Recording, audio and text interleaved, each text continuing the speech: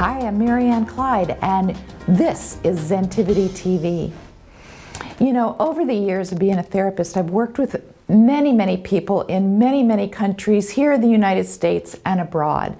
And one of my most formative trips was, well, I've been to Sierra Leone several times, but those trips were probably, they really kind of made me understand a lot of these principles I teach in Zentivity about knowing your true identity, connecting to your creator, taking risks. And that's what I want to talk about today. You know, there was a time when I was the only woman on this particular trip that I had gone on. And I was a therapist, and I was there to deal with the trauma of the amputees from the Civil War in the 90s. And this trip was in the early 2000s. And with me were pastors, teachers, makers of prosthetic limbs, and therapists that would rehabilitate and so forth.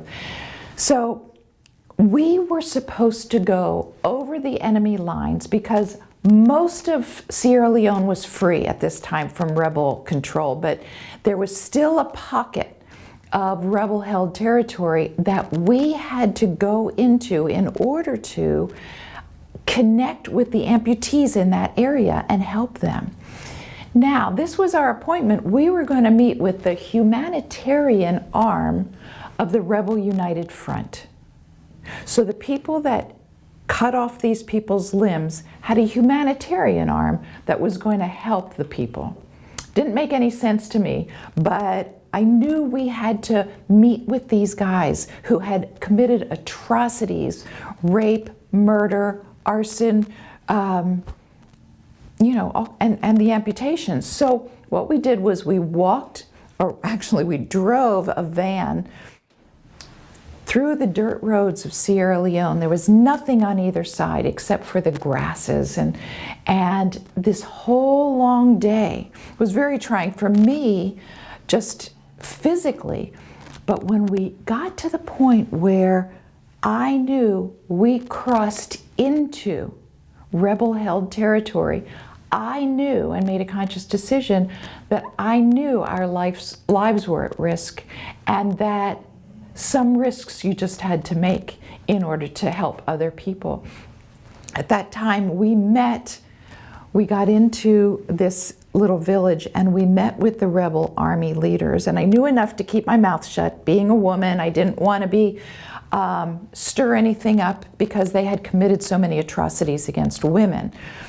And my goal was simply to get in there to work with the amputees. So when I heard one of the rebel leaders take a Bible verse and twist it around that said, you know, it's unfortunate that we've had to do these amputations, but you know, without the shedding of blood, there's no remission. And I was dumbfounded, and I thought, oh my gosh, did he just say that? I want to jump over the desk and just kind of strangle him. That reactive response that you know you've felt from time to time when somebody says something extremely offensive. And yet I knew I couldn't react. I had to take a deep breath and detach from the drama of that moment because I had a larger goal. And that larger goal would be all messed up if I reacted. And so one of the things I've learned about Principle 4, which is just breathe, and Principle 8, which is detach, what I learned is you have to do that so you don't react, and you can be wiser in your response so you can ultimately achieve your goal. You watch the news, you're on social media, you know how reactive you can feel. But the principles of Zentivity teach you how to be in control of your thoughts and your emotions and how they create your reality. And so very important lesson that I learned from meeting with those rebel leaders was if you have a goal, don't let anything interfere with the goal in reactivity. Take a deep breath and detach.